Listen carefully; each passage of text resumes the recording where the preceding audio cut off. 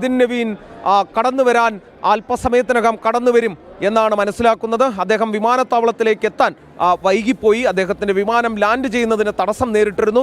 പക്ഷേ അതിനുശേഷം അദ്ദേഹം എത്തി. ഇപ്പോൾ ഈ കേന്ദ്ര കാര്യാലയത്തിലേക്കുള്ള യാത്രയിലാണ് അദ്ദേഹം. BJPയുടെ എല്ലാ നേതാക്കളും ഇവിടെ സന്നിഹിതരായിട്ടുണ്ട്. നേരത്തെ JP നദ്ദ ഇവിടേക്ക് എത്തിച്ചേർന്നിരുന്നു. BJP ദേശീയ അധ്യക്ഷനാണ്. BJPയുടെ സംഘടനാ സെക്രട്ടറി BL സന്തോഷ് അദ്ദേഹത്തെ സ്വീകരിക്കുന്നതിന് വേണ്ടി ഇവിടെയുണ്ട്. BJPയുടെ വക്താക്കൾ, മറ്റനേകം നേതാക്കൾ ഇവിടെ അണിനിരന്നിട്ടുണ്ട്. കാരണം അടുത്ത ഘട്ടത്തിൽ ഈ ഒരു ചടങ്ങിനൊരു വലിയ പ്രത്യേകതയുണ്ട് കൃഷ്ണരാജ്. കാരണം ഇവിടെ നടക്കാൻ പോകുന്നത് ഒരു ചുമതല മാറ്റമല്ല, നേരെ മറിച്ച് ഒരു തലമുറ മാറ്റമാണ് ഇവിടെ നടക്കാൻ പോകുന്നത്. പുതിയൊരു തലമുറയിലേക്ക് ബാറ്റൺ കൈമാറുന്നു. കൃഷ്ണരാജ് ഇതാ ആ ദൃശ്യങ്ങളിൽ നമുക്ക് കാണാൻ സാധിക്കുന്നു. നിതിൻ നവീൻ കടന്നു വരുന്നു എന്നുള്ളതാണ് മനസ്സിലാക്കാൻ സാധിക്കുന്നത്. അദ്ദേഹം വരുന്നതിന് വേണ്ടി ഇപ്പോൾ ഗേറ്റുകൾ, കേന്ദ്ര കാര്യാലയത്തിലെ ഗേറ്റുകൾ ഇപ്പോൾ തുറന്നിരിക്കുന്നു. അദ്ദേഹത്തിൻ്റെ കടന്നുവരവ് ഇതാ അല്പസമയത്തിനകം അദ്ദേഹത്തിൻ്റെ കടന്നുവരവ് ഉണ്ടാകും എന്നാണ് കരുതുന്നത്. നിതിൻ നവീൻ്റെ വരവിന് വേണ്ടി ഇപ്പോൾ കേന്ദ്ര കാര്യാലയത്തിൽ പൂർണ്ണമായ സുരക്ഷ ഒരുക്കി നിന്ന സെക്യൂരിറ്റി ഗാർഡ്സ് മുഴുവൻ അണിനിരന്നിട്ടുണ്ട്. ഈ കേന്ദ്ര കാര്യാലയത്തിലെ ഗേറ്റുകൾ മലർക്കെ തുറന്നിരിക്കുന്നു. ബീഹാറിൻ്റെ മണ്ണിൽ നിന്നും ബീഹാറിൻ്റെ പുത്രനിത രാജ്യത്തെ നയിക്കുന്നതിന്, BJPയെ നയിക്കുന്നതിന് എത്തിച്ചേർന്നിരിക്കുന്നു. ഏറ്റവും വലിയ വിപ്ലവകാരികൾ, സോഷ്യലിസ്റ്റുകൾ പിറന്ന മണ്ണ്, സാധാരണക്കാരിൽ സാധാരണക്കാരനായി വളർന്നു വന്ന് പിന്നീട് ബീഹാറിനെ മുന്നോട്ട് നയിച്ച് ഈ രാജ്യത്തിനെ തന്നെ മുന്നോട്ട് നയിച്ച നിരവധിയായ രാഷ്ട്രീയ നേതാക്കൾ വളർന്ന മണ്ണിൽ നിന്നും നിതിൻ നവീൻ കടന്നു വരികയാണ്. ഭാരത് രത്ന കർപ്പൂരി ഠാക്കൂറിൻ്റെ മണ്ണാണ് ബീഹാർ. അതോടൊപ്പം ലോക് നായക് ജയപ്രകാശ് നാരായണൻ്റെ മണ്ണാണ് ബീഹാർ. അങ്ങനെ അനവധി ആളുകളെ ഈ രാജ്യത്തിൻ്റെ മുഖ്യധാരയിലേക്ക് എത്തിച്ച, ഇന്ന് നാം കണ്ട മൺമറഞ്ഞു പോയവരുമായിട്ടുള്ള നേതാക്കളെ വാർത്തെടുത്ത ബീഹാറിൻ്റെ മണ്ണിൽ നിന്നും ഇതാ നിതിൻ നവീൻ വരുന്നു. ഏറ്റവും പ്രധാനപ്പെട്ട കാര്യം, BJP ബീഹാർ പിടിക്കാൻ പോകുന്നതിന് മുൻപ് BJP അവിടുത്തെ മഖ്ന നമ്മൾ കേട്ടിട്ടുണ്ട്. താമര വിത്തുകളിൽ നിന്നും ഉൽപ്പാദിപ്പിക്കുന്ന ഒരു തരം ഭക്ഷ്യവസ്തുവാണ് അത്. മഖ്ന പൊളിറ്റിക്സ് എന്ന രീതിയിൽ ആ സംഭവത്തെ വിശദീകരിച്ചിരുന്നു. ആ മഖ്ന പൊളിറ്റിക്സിലൂടെ ബീഹാർ പിടിച്ച BJP ഇതാ ഇപ്പോൾ അവിടെ നിന്നും തന്നെ ബീഹാറിൻ്റെ പുത്രനെ ഇതാ കൊണ്ടുവന്നിരിക്കുന്നു. BJPയുടെ ദേശീയ വർക്കിംഗ് പ്രസിഡന്റായി ഇതാ ദൃശ്യങ്ങളിൽ നമുക്ക് കാണാം. അത് നിതിൻ നവീൻ്റെ കടന്നുവരവാണ്, നിതിൻ നവീൻ്റെ വാഹനമാണ് ആ കടന്നു വരുന്നത് എന്നാണ് നമ്മൾ മനസ്സിലാക്കുന്നത്. BJPയുടെ ദേശീയ വർക്കിംഗ് പ്രസിഡന്റ് ഇനി അങ്ങോട്ടുള്ള നാളുകളിൽ ലോകത്തിലെ ഏറ്റവും വലിയ ജനാധിപത്യ പാർട്ടിയെ നയിക്കേണ്ടവൻ ഇതാ BJPയുടെ കേന്ദ്ര കാര്യാലയത്തിലേക്ക് വരുന്ന ദൃശ്യങ്ങൾ നമുക്ക് കാണാൻ സാധിക്കുന്നു. വളരെ ആഘോഷം അലതല്ലുന്ന അന്തരീക്ഷം BJP കേന്ദ്ര കാര്യാലയത്തിൽ നമുക്ക് കാണാൻ സാധിക്കും. കർപ്പൂരി ഠാക്കൂറിൻ്റെ മണ്ണിൽ നിന്നും, ലോക് നായക് ജയപ്രകാശ് നാരായണൻ്റെ മണ്ണിൽ നിന്നും, മഖ്നയുടെ മണ്ണിൽ നിന്നും ഇതാ നിതിൻ നവീൻ, BJPയുടെ പുതിയ ദേശീയ വർക്കിംഗ് പ്രസിഡന്റ്, ഭാവി അധ്യക്ഷൻ എന്ന് പറയാവുന്ന നിതിൻ നവീൻ കടന്നു വരികയാണ്. നേതാക്കൾ ചേർന്ന് അദ്ദേഹത്തെ സ്വീകരിക്കുന്നതിന് വേണ്ടി ഇപ്പോൾ എത്തിയിട്ടുണ്ട്. ഇതൊരു അസുലഭ നിമിഷം എന്ന് വേണമെങ്കിൽ പറയാം. ഈ രാജ്യം ഭരിക്കുന്ന പാർട്ടിയുടെ ഈ കൃഷ്ണരാജ് അത് അമിത്ഷായാണ് എത്തിയിട്ടുള്ളത്. കൃഷ്ണരാജ് ഇപ്പോൾ എത്തിച്ചേർന്നിട്ടുള്ളത് അമിത്ഷായാണ്. കേന്ദ്ര ആഭ്യന്തരമന്ത്രി അമിത്ഷാ ഇതാ കേന്ദ്ര കാര്യാലയത്തിലേക്ക് എത്തി.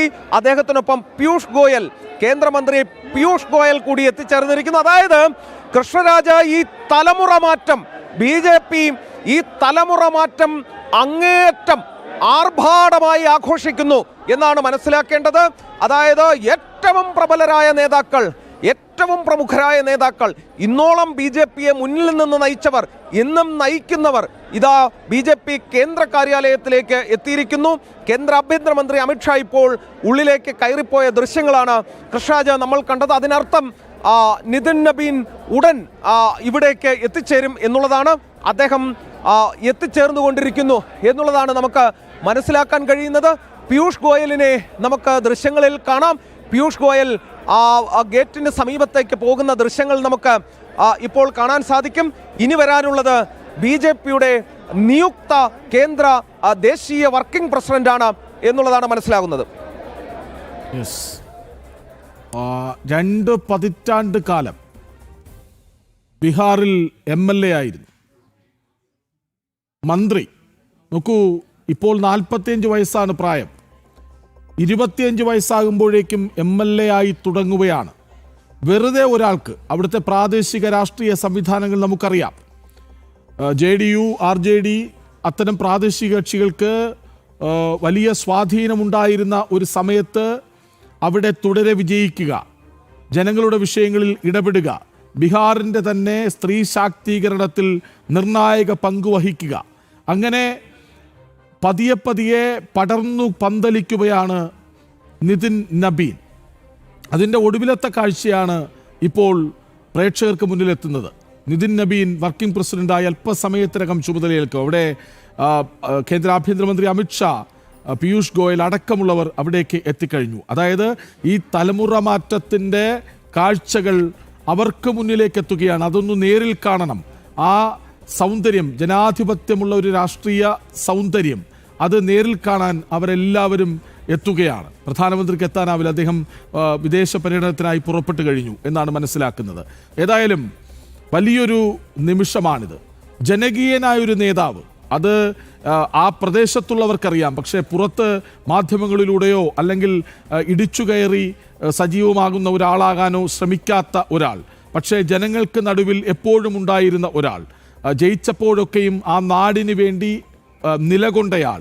ഇതാണ് ക്വാളിറ്റിയുള്ള ഒരു നേതാവിനെ കണ്ടെടുത്ത് സജീവമാക്കുക എന്നതിലേക്ക് BJPയെ കൊണ്ടെത്തിച്ചത്, അല്ലേ?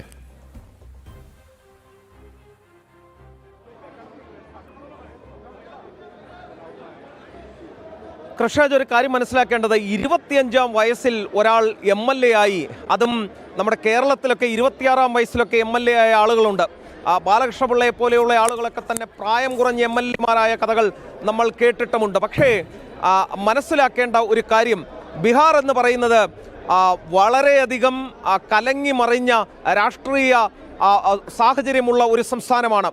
ജാതിമത സമവാക്യങ്ങൾ വിജയത്തെ നിർണ്ണയിക്കുന്ന സ്ഥലം.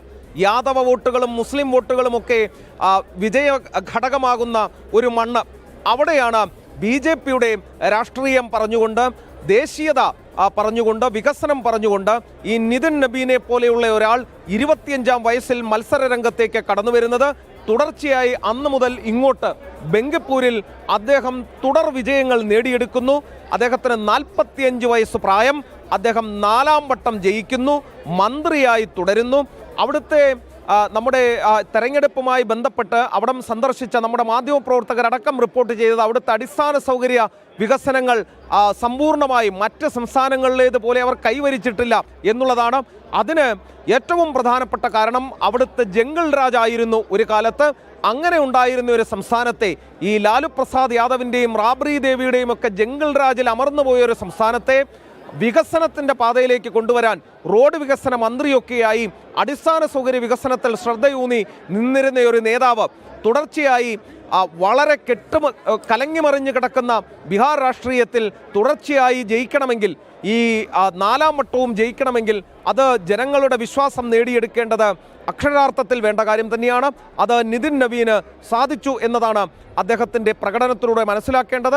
ഒപ്പം തന്നെ ഛത്തീസ്ഗഡ് പോലെ ഒരു സംസ്ഥാനത്ത് ഒരു കാലത്ത് രമൺ സിംഗ് ഒക്കെ തന്നെ ഭരിച്ചിരുന്ന സ്ഥലമാണ് BJPയുടെ.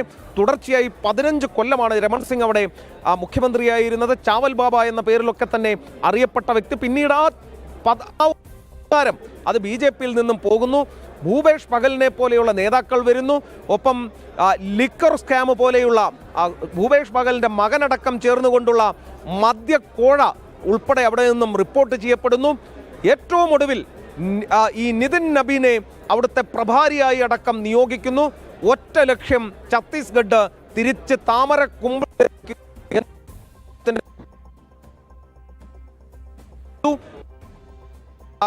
ചെല്ലാൻ മടിക്കുന്ന ബസ്തർ പോലെയുള്ള മേഖലകളിൽ, മാവോയിസ്റ്റ് ബാധിത മേഖലകളിൽ പോലും കടന്നു ചെന്ന് BJPയുടെ ആശയം, BJPയുടെ ആദർശം പറഞ്ഞ് വോട്ട് പിടിച്ച് ഛത്തീസ്ഗഡിൽ BJPയെ ഇരിപ്പുറപ്പിച്ച നേതാവ് നിതിൻ നബീനിത BJPയുടെ ദേശീയ നേതൃത്വത്തിലേക്ക്, ദേശീയ വർക്കിംഗ് പ്രസിഡന്റായി മാറുന്നു. അല്പസമയം മുമ്പ് ആദ്യം ഇവിടേക്ക് എത്തിയത് BL സന്തോഷാണ്.